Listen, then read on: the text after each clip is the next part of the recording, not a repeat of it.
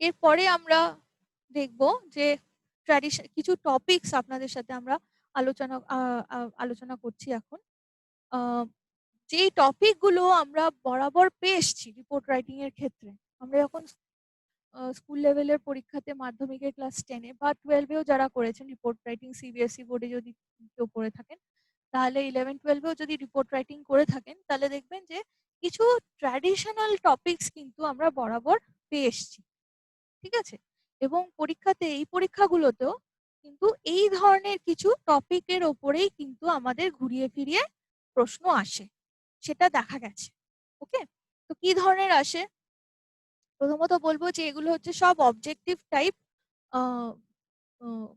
Topics. ওকে?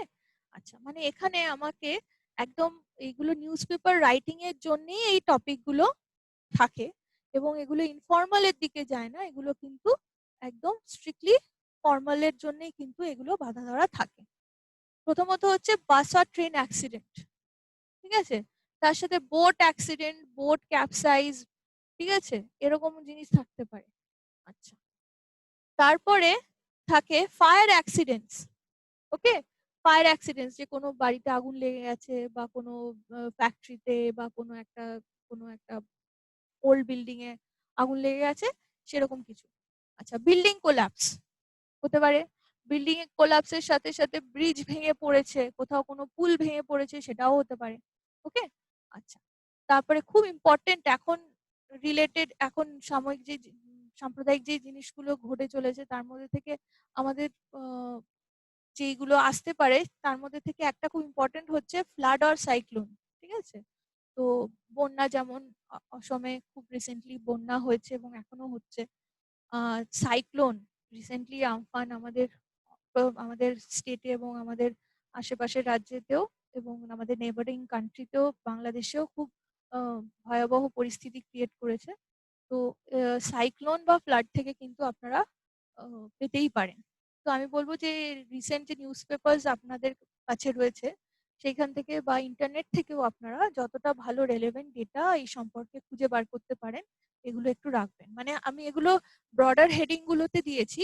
এবার এর মধ্যে মানে রিসেন্টলি যদি এগুলোর মধ্যে থেকে কিছু আপনারা এর মধ্যে পাচ্ছেন, যেমন ফ্লাড মানে আসামে যে ফ্লাডটা হয়েছে, সাইক্লোন মানে হচ্ছে আমফান বা উমপুন যেটা হয়েছে। ঠিক আছে? তো এরকম যদি কিছু হয়ে থাকে, তাহলে সেগুলো আপনারা কিন্তু সেই সেই ডেটাগুলো কালেক্ট করে রিপোর্ট বানাতে শুরু করে দিতেই পারেন। আর্থকুয়েক হতে পারে। ঠিক আছে? তার সাথে পরীক্ষায় এসেওছে এর আগে রবারি, ব্যাংক রবারি, ঠিক আছে, বা কোনো শপে রবারি, সেরকম আর্ম রবারি ইত্যাদি এরকম ধরনের কিন্তু এসে থাকে। আচ্ছা, তার সাথে আসতেই পারে কোনো ভাইরাস আউটব্রেক বা কোনো ডিজিজের আউটব্রেক, যেমন Covid, very very relevant topic right now.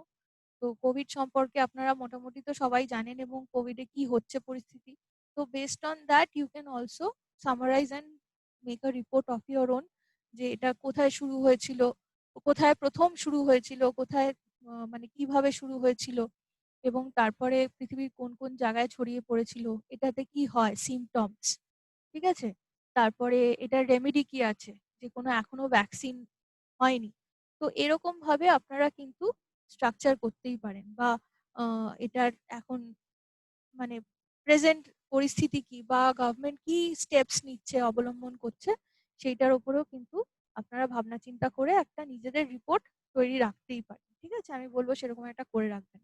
আচ্ছা, তারপরে তার সাথে dengue, very relevant subject also. এখন যেরকম পরিস্থিতি প্রত্যেক বছরই এই এই যেমন বর্ষাকালে বা পুজোর আগে থেকে শুরু হয় এবং তারপরে সারা বছর চলতেই থাকে। ইনফ্যাক্ট সামার থেকেই শুরু হয়ে গেছে ডেঙ্গু। তো এরপরে এটা চলতে থাকবে। এখন অনেক মাস ধরেই ডেঙ্গু ইয়ে হবে। যদিও আগে যতটা প্রকোপ ছিল ডেঙ্গুর, এখন সচেতনতা বেড়েছে মানুষের মধ্যে এবং আরো স্ট্রিক্ট মেজার্স নেওয়া হচ্ছে। তো সেই কারণে হয়তো এখন একটু কম দেখা যাচ্ছে, but even then it is something which is rampant still. So সেইটা নিয়ে হতে পারে। তো এই টপিক গুলো আপনারা এক্সপেক্ট করতে পারেন, মানে এনিথিং আউট অফ দিস। ওকে,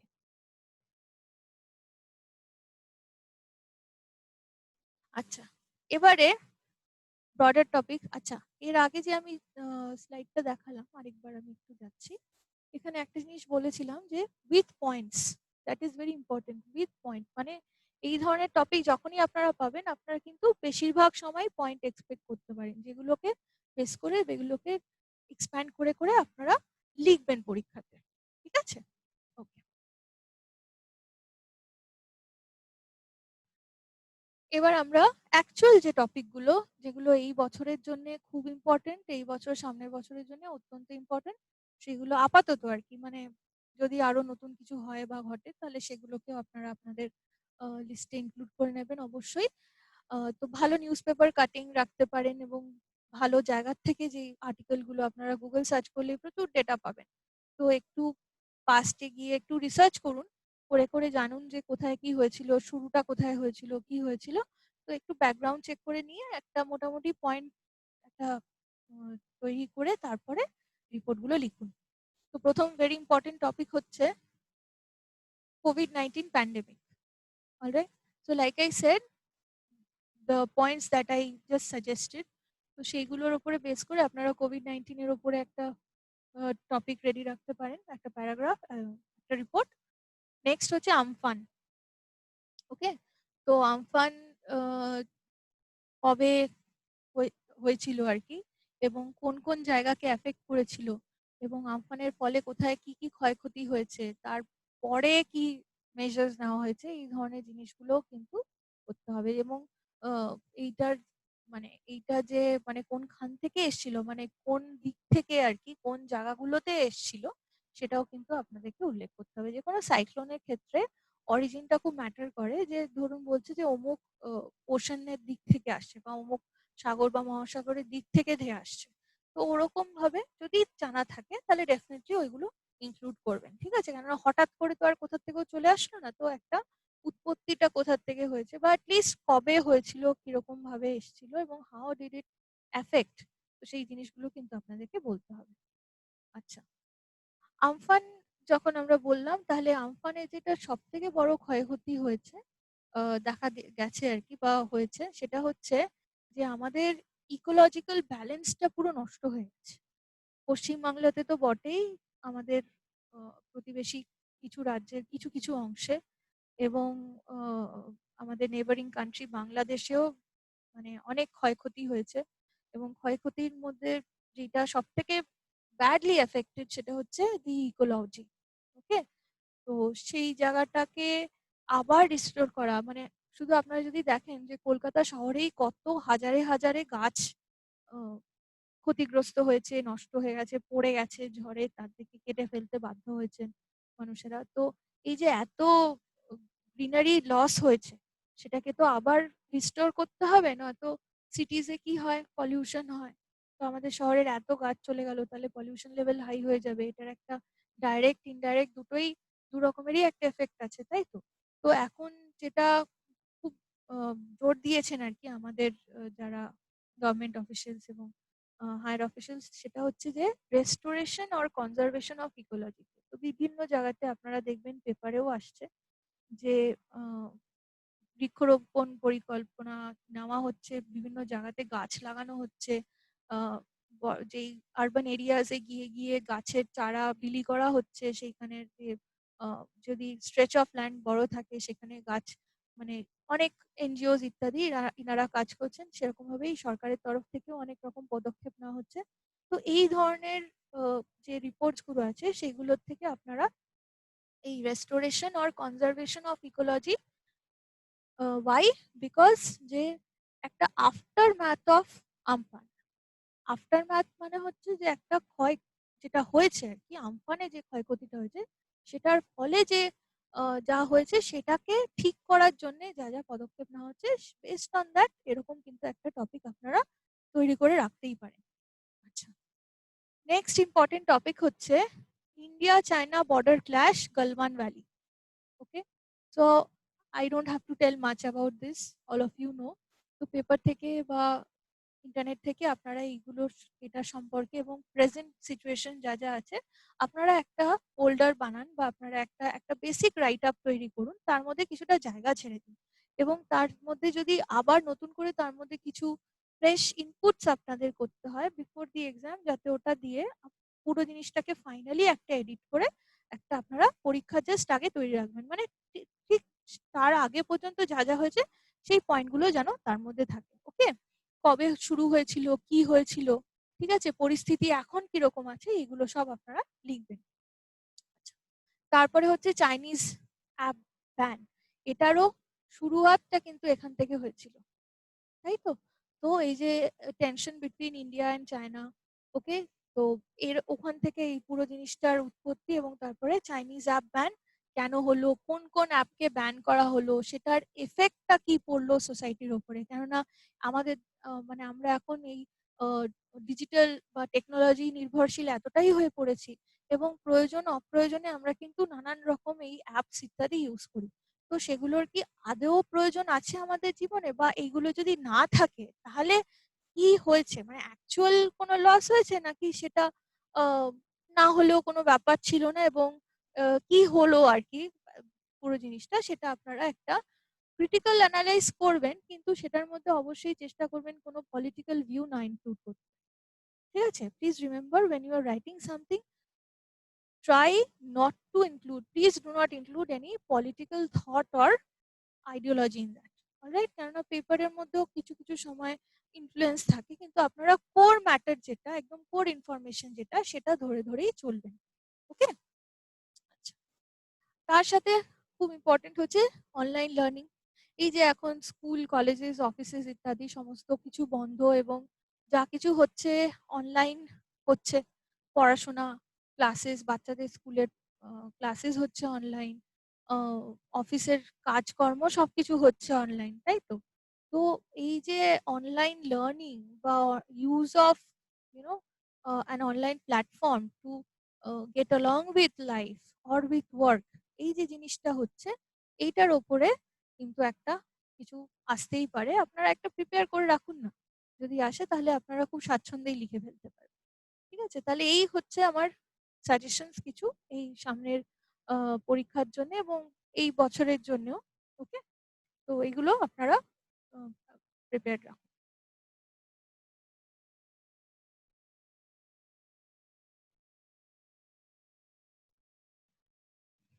আচ্ছা,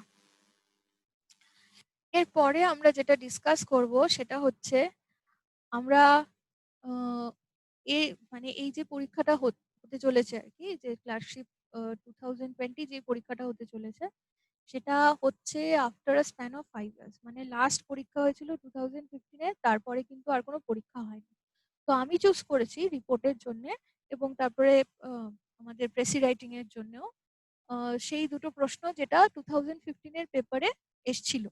ওকে, সো ক্লার্কশিপ 2016 মেন্সটা হয়েছিল 2016-এ, তো সেইটার যে রিপোর্ট রাইটিং এর যে প্রশ্নটা ছিল সেইটা আমরা আজকে অ্যানালাইজ করব, এবং একটা রিপোর্ট আমি আপনাদের জন্য তৈরি করেছি। এরকম ধরনের রিপোর্ট আপনারা লিখবেন, এবং বাড়িতে অবশ্যই এই রিপোর্টটাও প্র্যাকটিস করবেন। ঠিক আছে, কিন্তু আমি যেরকম ভাবে লিখেছি আপনারা নিজেদের মতন করে অবশ্যই লিখতে পারেন, নিজেদের কন্টেন্ট অবশ্যই মেনটেন করতে পারেন, সেটাই যেন হয়, যেন অরিজিনালিটি থাকে। ঠিক আছে, সবারটা একরকম হয়ে গেলে তো সেটা ঠিক হবে না। তো আপনারা কিন্তু যদি কোথার থেকেও হিন্ট নিচ্ছেনও যে এই টপিক নিয়ে আমরা বানাচ্ছি, তাও কিন্তু কোথা থেকে একদম ডাইরেক্ট ডাইরেক্ট লিখবেন না, একটু নিজেদের অরিজিনালিটি সবসময় রাখার চেষ্টা করুন। ওকে, তো প্রশ্নটা কি ছিল? Write a report on the following topic with a suitable title. Okay, within 200 ওয়ার্ডস। তাহলে 200 ওয়ার্ডের মধ্যে বলেছে একটা রিপোর্ট লিখতে হবে, যেটার একটা সুটেবল টাইটেল যেন থাকে। অলরাইট, আচ্ছা, কি কি এবার এখানে পয়েন্ট প্রোভাইড করা আছে, এবং পরীক্ষা যে নোটিফিকেশন বলা আছে তার মধ্যেও বলা আছে যে পয়েন্ট প্রোভাইড করা থাকবে, অথবা রেলেভেন্ট কিছু ইনফরমেশন থাকবে, বেসড অন উইচ আপনাদেরকে একটা রিপোর্ট লিখতে হবে। ওকে, আচ্ছা, তো কি বলছে? বলা আছে, প্লেসটা বলা আছে হলদিয়া, কুকরাহাটি, মিদনাপুর। তাহলে মিদনাপুর ডিস্ট্রিক্টের হলদিয়ার কুকরাহাটিতে কিছু একটা ঘটনা ঘটেছে। কি হয়েছে? ডেটটা দেওয়া আছে 10 সেপ্টেম্বর 2012। ওকে, 10 সেপ্টেম্বর 2012 এই দিন কি হয়েছে ঘটনা, ইনসিডেন্টটা তারপর ইনসিডেন্ট বলে একটা দেওয়া আছে। boat capsized in Hooghly. ঠিক আছে, বোট ক্যাপসাইজড ইন হুগলি, তার মানে নদীতে, হুগলি নদীতে একটা বোট ক্যাপসাইজ করেছে, মানে ভেঙে গেছে বা ওভারটার্ন করেছে। ওকে, তার মানে বোট ক্যাপসাইজ করেছে বাট ডুবে গেছে, নৌকা ডুবি হয়েছে। ঠিক আছে, আচ্ছা। 32 feared dead, 10 bodies recovered। ঠিক আছে, এবং আশঙ্কা করা হচ্ছে যে 32% যারা ওই বোটে ছিলেন তারা ডুবে গেছেন, ফিয়ার ডেড, মারা গেছেন, আশঙ্কা করা হচ্ছে। ফিয়ার মানে হচ্ছে আশঙ্কা করা হচ্ছে। 10 bodies recovered, তার মধ্যে থেকে 10 জনের দেহ উদ্ধার করা হয়েছে। ঠিক আছে, মানে এই আউট অফ দিস 32 ফিয়ার, তার মধ্যে থেকে 10 জনের দেহ উদ্ধার করা হয়েছে। এবং এই 10 জনের মধ্যে ছিলেন কারা? 7 women and 2 children। 2 children না, এটা I think would be 3 children, যেহেতু 10, তো 7 women and 3 children। ওকে, মানে যেটা এই এই যাদের দেহ উদ্ধার করা হয়েছে। আর কি বলা আছে? 10 swam ashore, মানে 10 জন প্রাণে বেঁচে গেছেন, তারা সাঁতার কেটে পাড়ে সেফলি পৌঁছে গেছেন। ঠিক আছে, সো swam ashore মানে পাড়ে পৌঁছে গেছেন সাঁতার কেটে। swim এর past tense swam। ওকে, আচ্ছা। কজ কেন হয়েছিল? Regular ferry service had stopped, মানে রেগুলার ফেরি সার্ভিস, ওখানে যে ফেরি সার্ভিস যেটা আছে সেটা কোনো কারণে বন্ধ হয়ে গেছিল। কারণটা এখানে কিছু বলা নেই। ঠিক আছে, কবে থেকে কবে বন্ধ ছিল সেটাও কিন্তু কিছু বলা নেই। ঠিক আছে, আচ্ছা, তো এইগুলো আমরা খেয়াল রাখবো।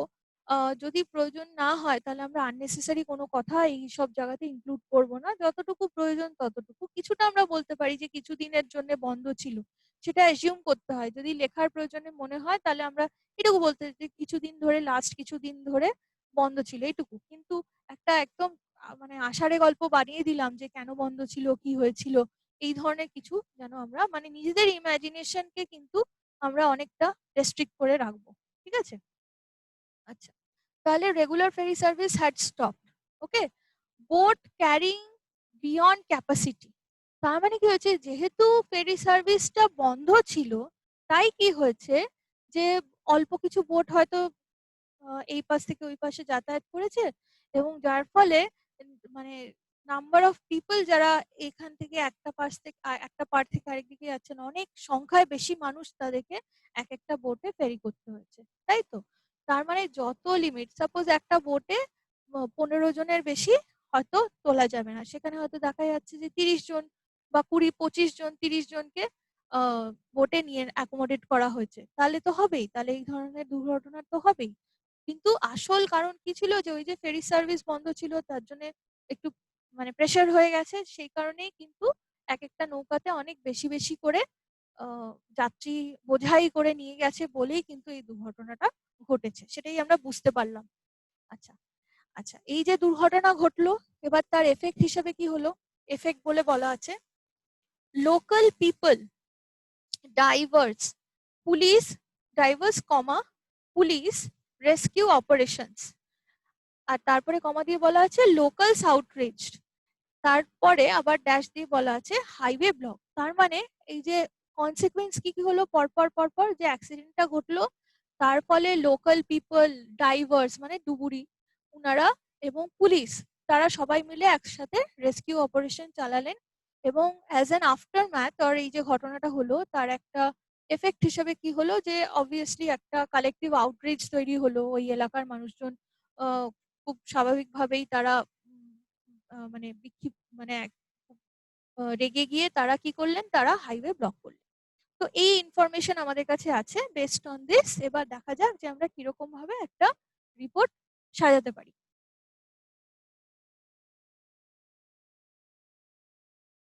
ওকে, so this is a report that I have written for you. আচ্ছা, এইটার যে প্রথমে আমি বলে নিচ্ছি যে ওয়ার্ড লিমিট যেটা আছে সেটা কিন্তু এক্স্যাক্টলি 200 ওয়ার্ডস না, 200 ওয়ার্ডস এর কিছু কমই আছে। কেন আমি এরকম রেখেছি?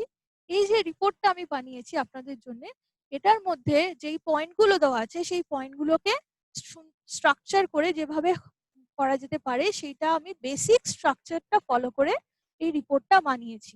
ঠিক আছে, এবারে আপনারা যেই জায়গাতে মনে হবে যে কথাগুলোকে একটু ইলাবোরেট করে করে যদি বলা যায় বা একটু অন্যরকম ঘুরিয়ে বলা যায়, তাতেও কিন্তু দেখা যাবে যে সেই ক্ষেত্রে বা একটা ওয়ার্ডের জায়গাতে যদি আপনারা একটা ফ্রেজ ইন্ট্রোডিউস করে দিলেন, তাহলে সেরকম ভাবেই কিন্তু আপনারা কি করতে পারেন, আপনারা কিন্তু ওয়ার্ড লিমিটটাকে স্ট্রেচ করতে পারেন।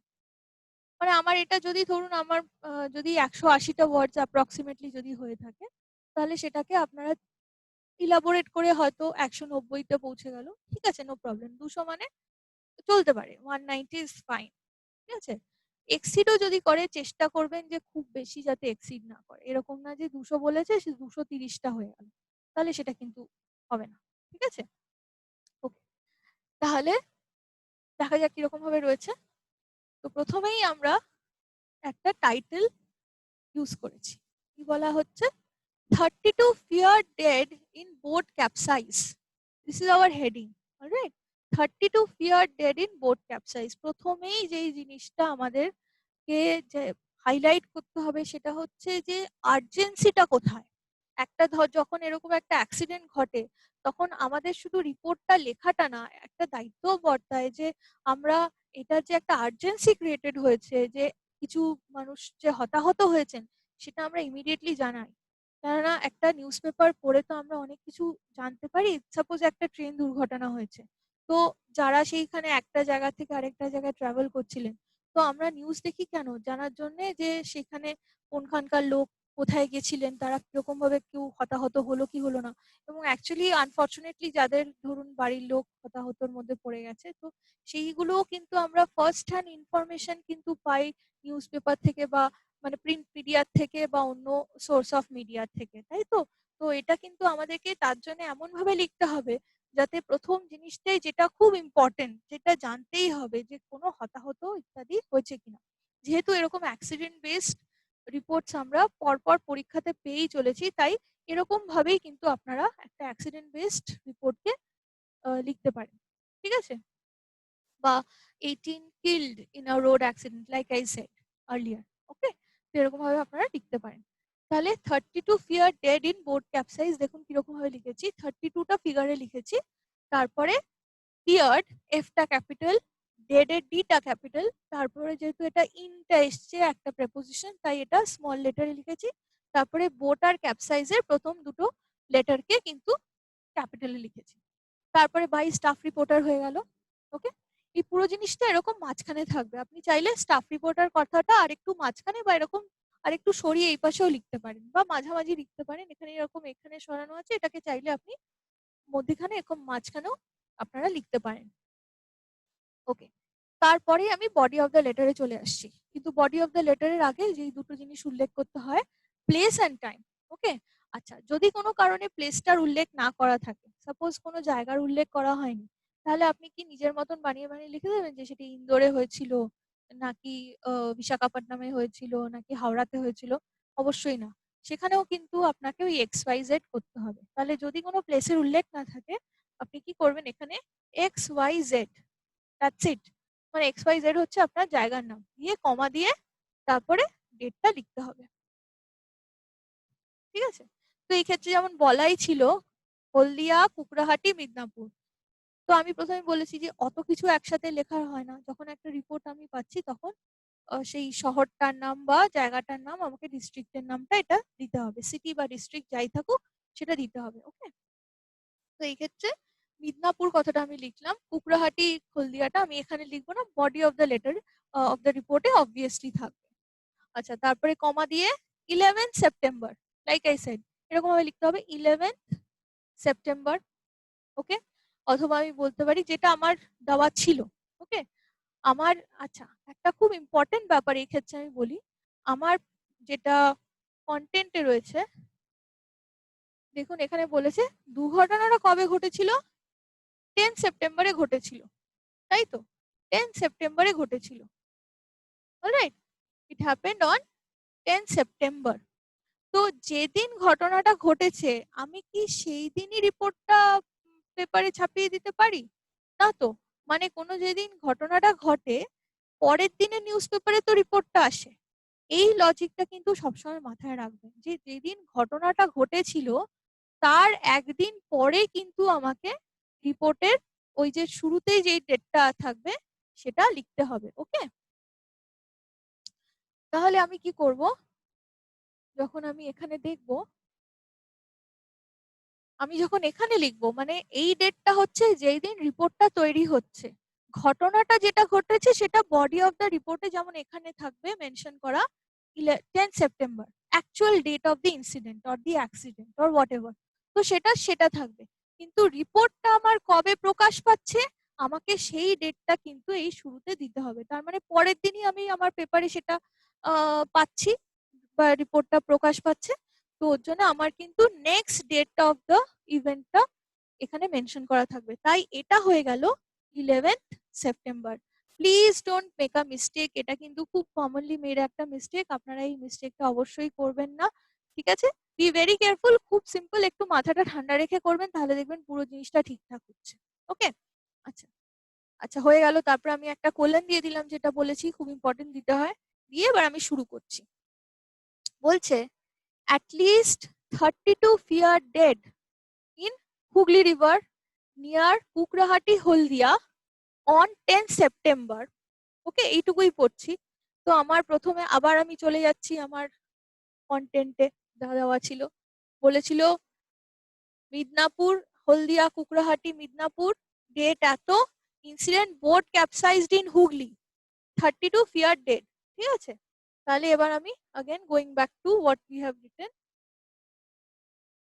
So I have written at least 32 fear dead in Hooghly River near Kukrahati, Haldia on 10 September. Fine. So I have basically, যেটা আমি প্রথমেই বলেছিলাম যে প্রথমেই gist of all the important relevant facts প্রথমেই চলে আসবে। তো relevant fact কোনটা, কোথায় হয়েছে, কবে হয়েছে, ঠিক আছে, সেইটা থাকলো। এবং তার সাথে রেলেভেন্ট কি, যে এতজন হতাহত হয়েছে, সেটা ভেরি ইম্পর্টেন্ট, সেটা জানানো প্রথমেই।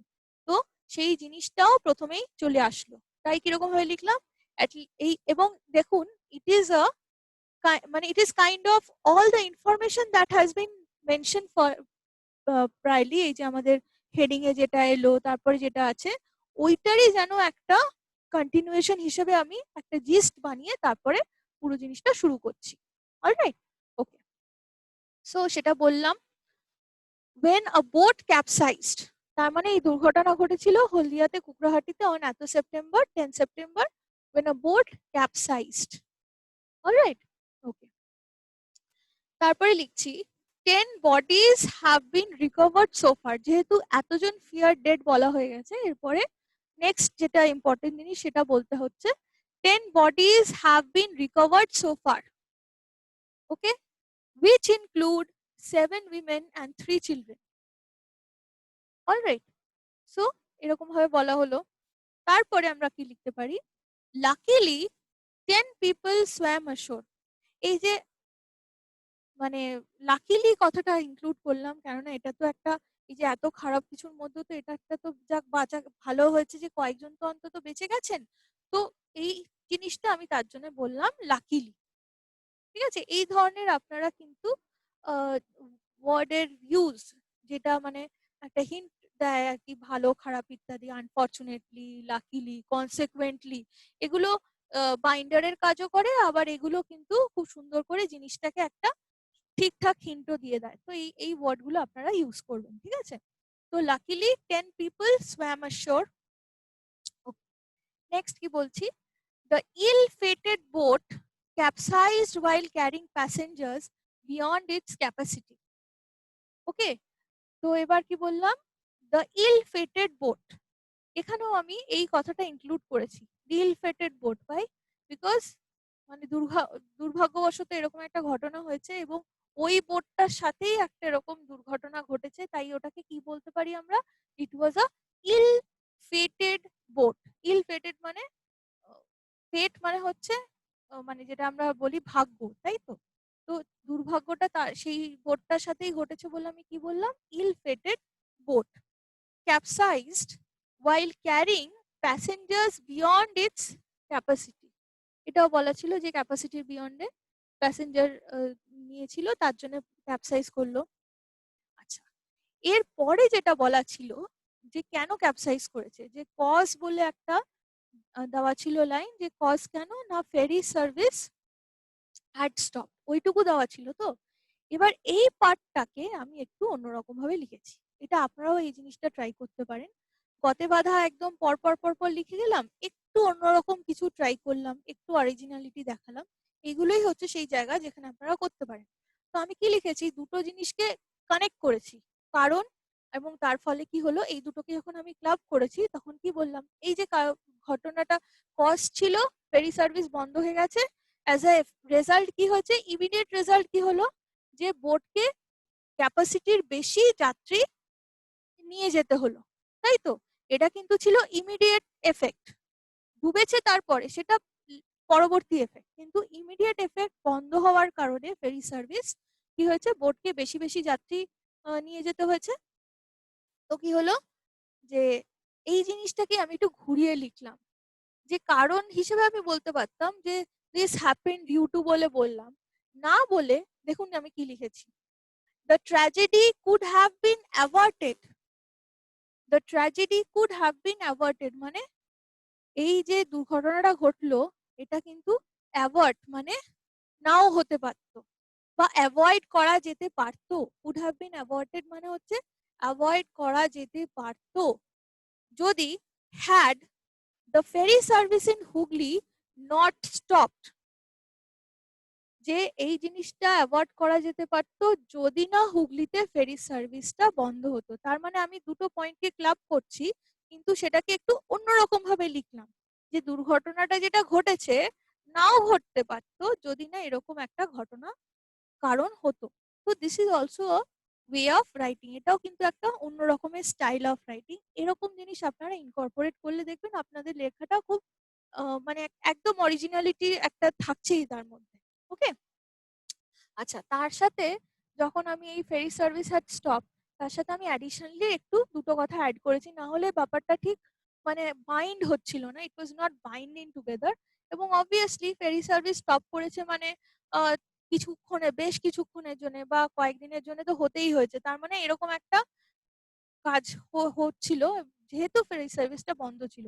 তাই জাস্ট আমার ইনক্লুশন হিসেবে এখানে আমি দিয়েছি সিন্স লাস্ট ফিউ ডেজ। এটা কিন্তু অরিজিনাল যে পয়েন্ট প্রোভাইড করা আছে তার মধ্যে নেই, কিন্তু I have given this because this is not taking away the meaning or it is not মানে ডাইলিউটিং দ্য কজ অর এনিথিং। এটা কিন্তু এর যে পুরো রিপোর্ট রাইটিং এর যে অরিজিনাল কোনোভাবে হ্যাম্পার করছে না, এবং এটা যুক্তিসম্মতভাবে হতেই পারে যে কয়েকদিনের জন্য বন্ধ ছিল। ওকে, সো দ্যাটস ওয়াই এরকম কিছু নির্ভেজাল ইনক্লুশনস আপনারা করতে পারেন, ঠিক আছে, মানে যেটা আদারওয়াইজ হার্মফুল হবে না বা জিনিসটার একদমই একটা মানে পাল্টে দিল, বা একদম এটা কমপ্লিটলি একটা আষাঢ়ে গল্প আমি তার মধ্যে ঢুকিয়ে দিলাম, এরকম না, কিন্তু এটা চলতে পারে। ওকে, আচ্ছা, তারপরে কি হয়েছে, এবার আমরা কনসিকুয়েন্স গুলো আলোচনা করব, মানে ঘটনাটা ঘটলো তারপরে কি কি হয়েছিল, রাইট? তো বলা ছিল যে লোকাল পিপল, পুলিশ, ড্রাইভার্স ইত্যাদি ওনারা এলেন এবং রেস্কিউ কাজ শুরু করলেন। তো কিভাবে লিখেছি, local people started the rescue operation. প্রথমে কি হয়, যখন একটা দুর্ঘটনা ঘটে সঙ্গে সঙ্গে কি পুলিশ এসে পৌঁছে যান, বা এই যে ড্রাইভার্স যারা আছেন তারাও সব ক্ষেত্রে কি তারা থাকেন কোনো জায়গাতে, না কিছু কিছু জায়গায় থাকেন, কিন্তু সব জায়গায় হয়তো থাকেন না, হয়তো সিতে যারা থাকেন, যে সিতে যদি কোনো ড্রাউনিং এর কেস হয় তো ওখানে আহ, যারা রেস্কিউয়াররা তারা কিছু কিছু সি বিচে থাকে, কিন্তু এরকম ডাইভার্স ইত্যাদি এনারা তো সব জায়গাতে থাকেন না, তো ডাইভার্স নিয়ে আসতে হবে। তো প্রথম ফার্স্ট হ্যান্ড কারা ইয়ে করেছিল, আমার যখন পয়েন্টটা দেওয়া ছিল ওখানে কমা দিয়ে দিয়ে লিখেছে লোকাল পিপল, ড্রাইভার, পুলিশ। তো আমি লজিক্যালি জিনিসটাকে কানেক্ট করার চেষ্টা করেছি যে কি হয়ে থাকতে পারে, কিন্তু এটা কিন্তু আগেন কোনোভাবেই পুরো প্যারাগ্রাফের বা পুরো যে রিপোর্টের যে মিনিংটা সেটাকে কিন্তু কোনোভাবে নষ্ট করে দেয়নি বা একটা অন্যদিকে ঘুরিয়ে দেয়নি, ঠিক আছে? So logically it has been incorporated. Okay, তো আমি কি লিখলাম, local people started the rescue operation soon after the accident took place। যে যেই দুর্ঘটনা ঘটলো সামনেই যারা ছিলেন, একদম ফার্স্ট হ্যান্ড উইটনেসেস যারা ছিলেন of the incident of the accident, যারা একদম সামনে ছিলেন তারা ইমিডিয়েটলি ঝাঁপিয়ে পড়লেন। যখন দেখবেন কোনো বাড়িতে কোনো এই যে ফায়ার অ্যাক্সিডেন্টস গুলো যখন হয় তখন আশেপাশে যারা থাকেন প্রথমে কিন্তু তারাই শুরু করেন রেস্কিউ কাজটা। এটা আপনারা যখন একটা ফায়ার অ্যাক্সিডেন্ট দেখবেন, এটা মাথায় রাখবেন যে ফায়ার ইঞ্জিনস আসতে কিন্তু সময় লাগে। প্রথম ফার্স্ট হ্যান্ড রেস্কিউ অপারেশনটা কারা শুরু করেন? দ্য লোকাল পিপল, যারা কাছাকাছির মধ্যে রয়েছেন, যারা সামনে রয়েছেন। তো লোকাল পিপল, এই ক্ষেত্রেও কি বললাম আমি, local people started the rescue operation soon after the accident took place. Okay, তারপরে কি হলো? They were later joined by the police. তো লজিক্যালি তাই, পুলিশ তো ইনফর্মড হয়েছেন, তারপরে না এসছেন। ওনারা তো আগে থেকে জানেন না যে ব্যাপারটা ওখানে হতে যাচ্ছিল। তো ওনারা তারপরে, পুলিশ অবভিয়াসলি এলেন এবং তারপরে পুলিশ কি করলেন, সেই রেস্কিউ কাজে জয়েন করলেন। ডাইভার্স, obviously ড্রাইভারদেরকে ডেকে পাঠাতে হবে। তো this are the things that has to be said. Drivers were engage, ড্রাইভারদেরকে এঙ্গেজ করা হলো। কেন এঙ্গেজ করা হলো? কেন করা হলো? যাতে লোকাল পিপলরা, তো যারা ডুবে যাচ্ছিল বা যারা হয়তো স্ট্রাগল করছিল, জলে তখনও সাঁতার কেটে উদ্ধার, মানে চেষ্টা করছেন পাড়ের দিকে আসতে, হয়তো তাড়াতাড়ি করে তারা সাঁতার কেটে গিয়ে তাদেরকে টেনে টেনে নিয়ে এসছেন।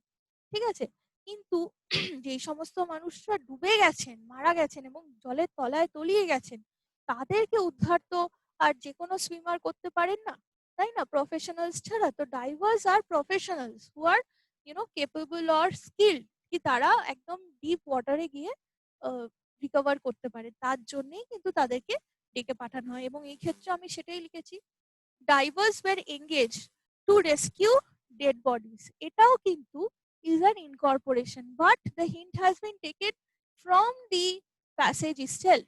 এটা আমি কিন্তু আলাদা করে বাইরের থেকে কোথাও ড্র্যাগ করে কিছু আনিনি। আমি এখান থেকেই একটা লজিক্যালি সেইটা একটা এটার কানেকশনটা ড্র করে এখানে একটা জিনিস দিলাম। কেননা দেখুন, একটা জিনিস মাথায় রাখতে হবে, আপনারা যদি দেখেন যেই পয়েন্টগুলো দেওয়া থাকে, যদি আপনারা যদি শুধুমাত্র সেগুলোকে সিম্পলি ইলাবোরেট করেন না, তাহলে কিন্তু কখনো এই 200 বা অ্যাটলিস্ট 150 লিমিটও কিন্তু আপনারা পৌঁছাতে পারবেন না। ঠিক আছে, তো সেটা একটা বড় স্ট্রাগল হয়ে দাঁড়ায় যে কি করে ইলাবোরেট করব। তখন আমাকে এরকম ভাবে যা দেওয়া আছে সেখান থেকেই কিন্তু লজিক্যালি আইডিয়া গুলো বের করতে হবে। এটাই আমি বলছি, আপনারা যখন প্র্যাকটিস করবেন, বেশি বেশি করে পড়বেন বা বেশি করে লিখবেন, প্র্যাকটিস করবেন, তখন কিন্তু ওইখান থেকেই আপনারা হিন্ট পেতে শুরু করবেন। ওকে, এবং আপনাদের স্কুলের বই ইত্যাদি যেখানেই আপনারা রিপোর্ট রাইটিং পেয়েছিলেন কিনা, আমি বলেছিলাম আগেই যে একটা গ্রামার বই আপনাদেরকে সাথে রাখতে। তো রেন অ্যান্ড মার্টিনের যে বই আছে, ওখানে প্রেসি রাইটিং সম্বন্ধে কিছু আছে, কিছু টপিকসও আছে, কিন্তু ওখানে রিপোর্ট রাইটিং কিছু নেই। তো রিপোর্ট রাইটিং এর জন্য পিকেদা সরকারের বইতে এই ধরনের যে কন্টেন্ট আপনারা, প্রচুর রিপোর্ট রাইটিং এর এক্সাম্পলস আছে, অ্যাক্সিডেন্ট রিলেটেড রিপোর্ট রাইটিং অনেক আছে, নিউজ পেপার রাইটিং এর খুব ভালো ভালো এক্সাম্পল আছে।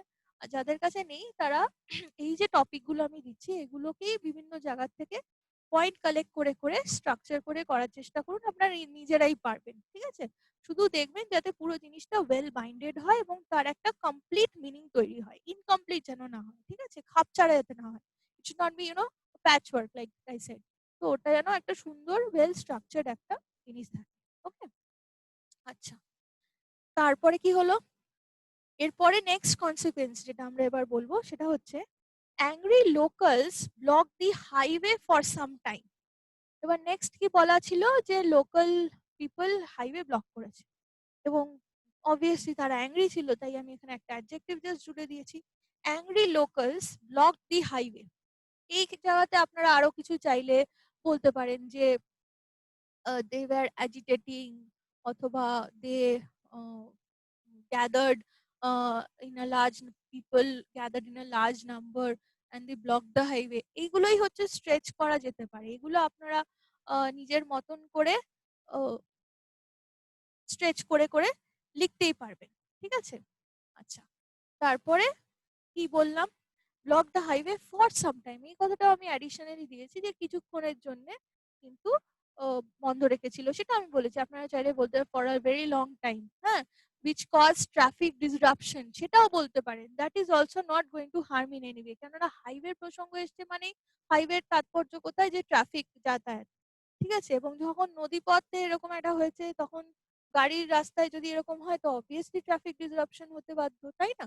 তো বলতেই পারেন যে as a result of which the traffic got stalled, or the traffic there was a traffic disruption of traffic which took place because of the uh, high because of the blockage of the highway. ওকে, আচ্ছা, তারপরে next conclusion কি বলেছি, এটাও কিন্তু not provided but have been logically inferred and incorporated, ঠিক আছে, কেননা আপনাকে একটা ওয়েল স্ট্রাকচার জিনিস করতে হবে এবং it should end with a at least reasonable or positive note, positive note যদি না হয় একটা রিজনেবল নোট, ঠিক আছে, তো কনক্লুশনটা যেন প্রপার হয়। তো কিরকম ভাবে দিলাম কনক্লুশনটা, হাই comma the police brought the situation under control, ঠিক আছে, এটাও হচ্ছে যে এটা ব্লক হলো তারপরে কি ইনডিফিনিট পিরিয়ড টাইমের জন্য ওটা চলতেই থাকলো বা এখনো রয়েছে ব্লক, নো, তো কি হলো যে পুলিশ এসে ওই জিনিসটা কিন্তু টুক চার্জ ওভার দ্য সিচুয়েশন ইত্যাদি বলে বা কিছু করে আপনারা সেই জায়গাগুলো লিখতে পারেন, ঠিক আছে। তাহলে this is how we are going to right hour report. এবং এখানেও কিছু কিছু জিনিস আমি বলছি যে যেমন আপনারা চাইলে কিছু ওয়ার্ড এধার ওধার করতে পারেন বা নিজেদের মতন করে লিখতে পারেন। যেখানে বলা হয়েছে যে ফিয়ার ডেড, ঠিক আছে, যে এত ফিয়ার ডেড না বলে আপনারা এই জায়গাটাতে বলতে পারেন ড্রাউন্ড।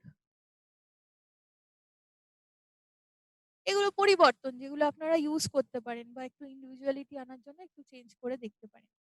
বা যেখানে আমি বলেছি বোট ক্যাপসাইজড না বলে ক্যাপসাইজ না বলে বলতে পারতাম ওভার টার্ন, মানে নৌকা কিছু উল্টে গেছে, ভার বেশি ছিল বলে ওটা মানে জাস্ট টার্ন, ওভার টার্ন, তো ক্যাপসাইজড এর বদলে ওভার টার্ন বলতে পারলাম, ঠিক আছে। বা যেখানে আমি বলেছি যে অ্যাংরি লোকালস না বলে আমি বলতে পারতাম লোকালস এর জায়গায় মব বলতে পারতাম অ্যাংরি মব, ঠিক আছে, গ্যাদার্ড ইত্যাদি। ওকে, ব্লক না বলে বলতে পারতাম গ্যাদার্ড এটসেট্রা।